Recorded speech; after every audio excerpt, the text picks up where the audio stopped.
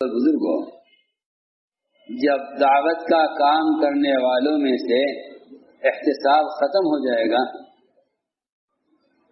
دعوت کا کام کرنے والوں میں سے احتساب ختم ہو جائے گا تو پھر کام کے دعوت کے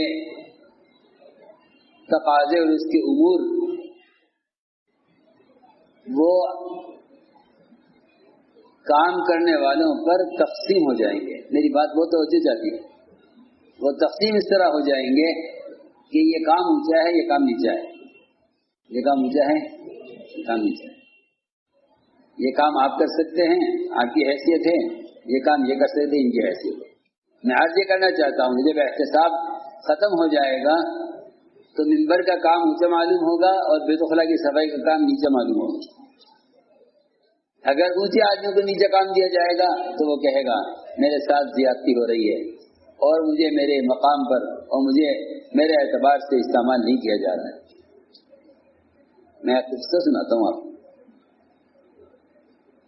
2 مہینے کی ترتیب میں ایک ساتھی آئے ایک علاقے سے، وہاں کے بڑے اہم ذمہ دار، وہاں کے بڑے اہم ذمہ دار یہاں آئے، مشورے میں کام تقسیم ہوئے، ان کے ذمہ آیا کہ آپ مطبخ میں آلو چھیلیں گے، مطبخ میں آلو چھیلیں گے۔ 1 مہینہ آگے کام کرتے تھے۔ 1 مہینے کے بعد ان کے علاقے سے جماعت آئے گی۔ اب یہاں تلاش کیا، سفر بل میں کہاں امیر صاحب، ممبر پر انتظار کیا امیر صاحب نظر آئیں گے، مشرف میں انتظار کیا امیر صاحب نظر، کہیں امیر صاحب کو پتہ نہیں۔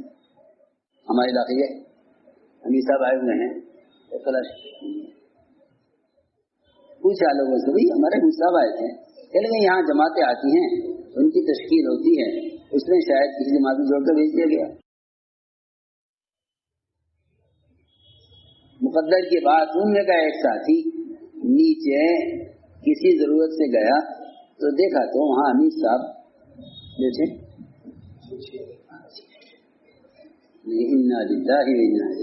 دیکھو ہمارے امیر صاحب کی یہاں یہ ناقدری ہو رہی۔ سیدھے آئے میرے پاس، آ کر کہا یہاں لوگوں کا استعمال صحیح نہیں ہو۔ کیا بات ہے؟ ہمارے امیر صاحب 1 مہینے سے مطبخ کی خدمت میں آلو چھیل رہے ہیں، حالانکہ ان کی صلاحیت، ان کی استعداد تو ایسی تھی، وہ تو یہ کام کرتے، وہ تو وہ کام کرتے، وہ تو وہ کام کرتے۔ سمجھ گئے؟ میں نے کہا اس شکایت کا مطلب احتساب کی کمی ہے۔ یہی عرض کرنا چاہتا ہوں۔ اگر آپ غور کریں گے سیرت پر اور خلفاء راشدین کے معمولات پر تو آپ کو منبر سے لے کر بیت الخلاء کیا ایک اندھی عورت، اپاہج عورت کا پاخانہ صاف کرنے کے کام منبر سے لے کر وہاں تک ایک آدمی کے ذمہ برابر ملے۔ اس کو یہاں منبر پر کام کرنے میں کوئی خوشی نہیں اور وہاں کام کرنے میں کوئی عار نہیں۔ یہ میں عرض کرتا ہوں، ورنہ یہ بات ہو جائے گی۔ ایک صاحب کا کہ ذمہ تعلیم کرتی، زہر بات تعلیم، حالانکہ وہ بیان کرنا جانتے تھے، اچھا بیان کرتے، انہیں تعلیم کرتی۔ تو دوسرا آپ نے آ کر تنہائی میں ہم سے بات کی اور یہ کہا ان سے ایسے کیا غلطی ہو گئی ہے کہ آپ ان کو بیان سے ہٹا کر تعلیم پہ لگا دیا۔ یہ بات کیا ایسے حالات بن گئے؟ کیا ایسے حالات بن گئے؟ حالانکہ تعلیم کرنے والے کا مقام، اس کا درجہ اور تعلیم کا درجہ بیان سے بہت اونچا ہے۔ بیان آپ کی زبان ہے اور تعلیم براہ راست رسول اللہ صلی اللہ علیہ وسلم کی زبان۔ اچھا یہ حالت بن گئے، اس کے آگے لگا آپ نے جو تعلیم طے کر دی ہے، کیا بات کہ نہیں، ان کے ساتھ آپ نے زیادتی کی۔ حیران ہو میں سوچے پڑ گیا، میں نے کہا اگر ان کے ذمہ بیت الخلاء کا صاف کرنا آ جاتا تو کیا ہنگامہ ہوتا۔ یہ تو بیان سے صرف تعلیم پر آئے ہیں۔ میں اس لیے عرض کر احتساب کی کمی جو ہے وہ کیا کر دے گی؟ تقسیم کار وہ کرے گی تقسیم، یہ کام میرے کرنے کا کام آپ کریں گے۔ حالانکہ آنے والے کو پوچھنا پڑتا تھا ایکم محمد، تو محمد کون سے؟ اس کا مطلب یہ ہے کہ آپ صحابہ کے ساتھ ایسے کاموں کے اندر مشغول رہتے تھے کہ آنے والا نہیں سمجھتا تھا کہ یہ نبی ہے. صحابہ آپ کا تعارف کراتے یا آپ خود اپنا تعارف کراتے. تو میرے دوستو عزیزو، اصل بات یہ ہے کہ اس کام میں مولانا الیاس صاحب والے نے اپنے ساتھی سے پوچھا کہ بتاؤ مولانا اسماعیل شہید رحمۃ اللہ علیہ کے ساتھ جو ان کے وزیر مشیر خاص اور ان کے بڑے بڑے مناظر تھے، جو مناظرے کیا کرتے تھے بڑے بڑے جلسوں میں، اور فرقہ باطلہ سے ان کا مناظرہ ہوتا تھا، اور جن کے 2 مشیر خاص تھے ان کا رات میں کیا کام ہوتا تھا، ان کے ذمہ رات میں کیا کام؟ کسی نے کہا جی وہ فلاں وظیفہ پڑھتے تھے، کسی نے کہا جی وہ فلاں وظیفہ پڑھتے تھے، کسی نے کہا کہ وہ تہجد اتنی پڑھتے تھے. نہیں، یہ تو سب کرتے ہیں. فرمایا یہ تو سب کرتے. ٹھیک ہے، بتاؤ ان کے ذمہ کیا کام تھا جو خاص مناظر تھے حضرت کے اور خاص مشیر تھے؟ کسی کو پتہ نہیں، کسی کو نے فرمایا کہ ان کے ذمے روز دن بھر تو مشورے کرنا اور بیانات کرنا اور مناظرے کرنا ہوتا تھا، اور رات کو سارے مہاجرین کے گھوڑوں کی اور خچروں کی لید صاف کرنے کے ذمہ،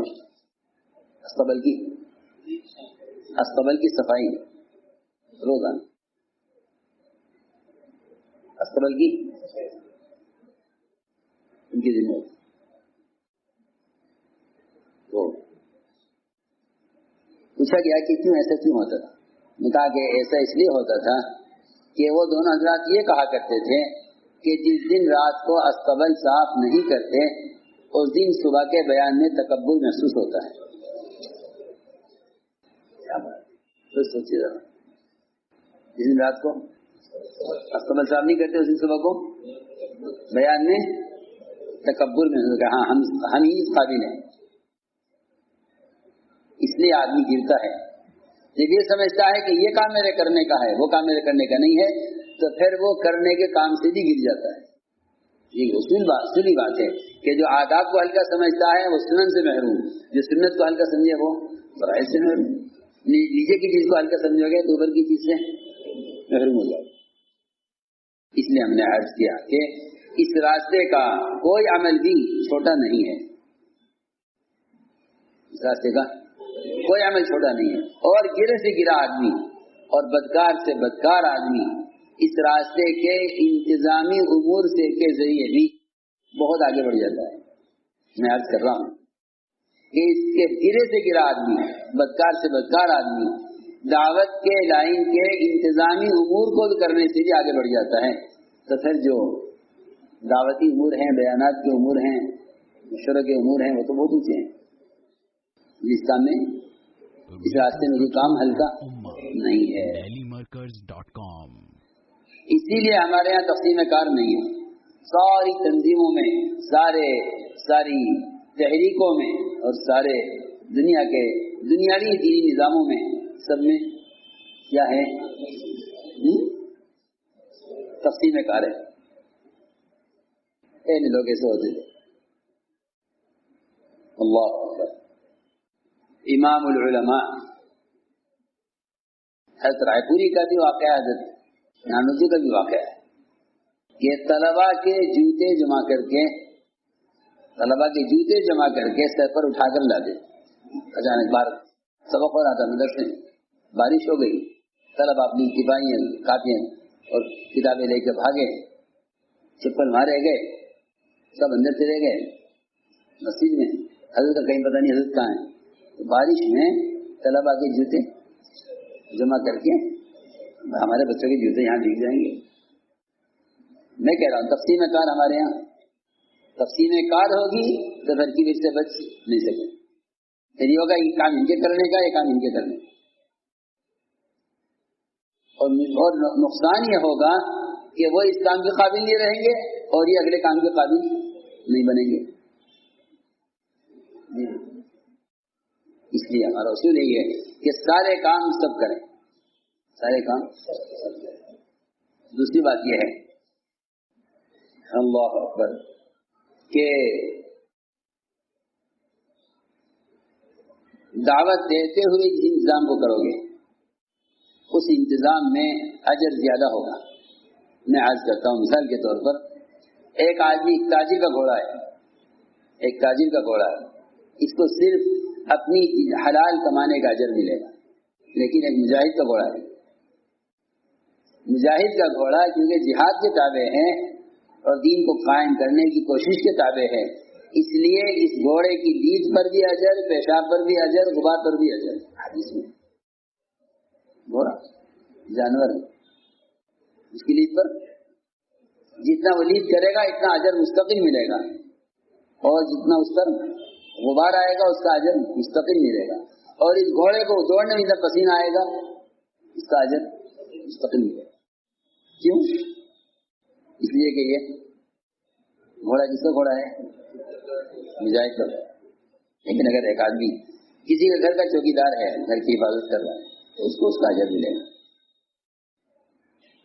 اس کا اجر بھی ملے، اجرت تو ملے گی، اجر ملے نہ ملے. یہی حراست اللہ کے راستے میں نکل کر ہو تو پھر اس میں بدکار سے بدکار آدمی بھی اللہ کی اس راستے کے انتظامی کام کو کر کے جنت میں داخل ہو سکتا ہے. تو آپ بتائیے تو پھر جو نیکوکار ہوں گے ان کا درجہ کیا ہوگا؟ اور جس کام کے اوپر کے اعمال ہیں ممبر کے، ان کا درجہ کیا ہوگا؟ جب ایک انتظامی لائن کی خدمت کرنے والے کا درجہ یہ ہے، تو ایک کام یہ بتایا کہ اللہ کے راستے میں نکل کر ساتھیوں کے سامان کی، ان کی جان و مال کی حفاظت میں پہرا دینا، ساتھیوں کی جان و مال کی حفاظت میں پہرا دینا. ابو عطیہ کہتے ہیں کہ حضور اکرم صلی اللہ علیہ وسلم تشریف فرماتے، آپ کے سامنے بیان کیا گیا کہ فلاں آدمی کا انتقال ہو گیا ہے. آپ نے فرمایا کیا تم میں سے کسی نے اس کو کوئی عمل خیر کرتے ہوئے دیکھا ہے؟ دوسری روایتوں میں لوگوں نے کہا سنا وہ بڑا بدکار آدمی ہے، بہت برا آدمی ہے، اور مشہور معروف ہے اپنی بدکاری میں. آپ اس کی نماز جنازہ مت پڑھائیے، آپ کا جانا مناسب نہیں. ہم میں سے کوئی اسے پڑھا کر دفن کر دے گا، آپ اس کی نماز جنازہ مت پڑھائیے، اس کی جنازہ مت آئیے. حکومت نے روکا آپ کو. آپ نے اعلان کیا صحابہ میں کیا تم میں سے کسی شخص نے اس کو کوئی عمل خیر کرتے ہوئے دیکھا ہے؟ ایک آدمی نے کہا جی ہاں یا رسول اللہ، میں نے دیکھا ہے کہ میں اس کے ساتھ تھا، اس نے اللہ کے راستے میں ایک رات پہرا دیا ہے. میں اور وہ ایک ساتھ اس میں تھے پہرا دینے میں. آپ نے فرمایا، آپ کھڑے ہو گئے سنتے ہی، آپ کے ساتھ صحابہ آپ کے ساتھ چلے، آپ نے نماز پڑھائی اس کی، اس کو قبر میں داخل کیا گیا. حضور اکرم صلی اللہ علیہ وسلم نے اپنے ہاتھوں سے اس پر مٹی ڈالی اور فرمایا کہ تیرے ساتھیوں کا تیرے بارے میں خیال یہ ہے کہ تو جہنمی ہے، مگر میں گواہی دیتا ہوں کہ تو یقیناً جنتی ہے. یقیناً تیرے ساتھیوں کا خیال تو یہ ہے کہ تو جہنمی ہے، مگر میں گواہی دیتا ہوں کہ تو جنتی ہے. حضرت عمر آپ کو روکنے والے تھے. فرمایا عمر، لوگوں کے اعمال کے بارے میں ہرگز مت سوال کیا کرو کہ کون کیسا ہے، وہ کیسا ہے، وہ کیسا ہے. ہمارا تو کام ہی یہی ہے، ہمارا سب کا تو کام ہی یہی رہ گیا ہے کہ زندہ ہوں یا مردہ ان کے بارے میں سوال کہ کون کیسا ہے. فرمایا عمر، لوگوں کے اعمال کے بارے میں ہرگز سوال مت کرنا. ہاں یہ پوچھ سکتے ہو کہ جنازہ مسلمان کا ہے یا غیر مسلم کا ہے. اسلام کے بارے میں سوال کر سکتے ہو کہ مسلمان ہے یا نہیں. ایک روایت میں ہے کہ آپ نکلے ایک آدمی کا جنازہ پڑھانے کے لیے، جب جنازہ لا کر رکھا گیا حضرت عمر نے آ کر کہا یا رسول اللہ اس نے نماز مت پڑھیے، اس لیے کہ یہ بڑا فاجر، گناہگار، بدکار آدمی ہے. آپ متوجہ لوگوں کی طرف پوچھا ہاں بھائی تم میں سے کسی نے اسے کوئی عمل کرتے ہوئے دیکھا؟ کسی نے تلاوت کا، تہجد کا، عبادت کا، حج و زکات کا، کہیں کا بھی عمل نہیں بتلایا. ایک نے کہا کہ ہاں انہوں نے ایک رات اللہ کے راستے میں پہرا دیا ہے. آپ نے فرمایا کہ جو آدمی اللہ کے راستے میں پہرا دینے میں جاگے گا اس کی آنکھ جہنم کو نہیں دیکھے گی. اللہ یہ بھی فرمایا ایک روایت نے یہ بھی فرمایا کہ جو آگ اللہ کے راستے میں پہرا دینے میں جاگی ہے وہ آگ جہنم کی آگ نہیں دے سکتی.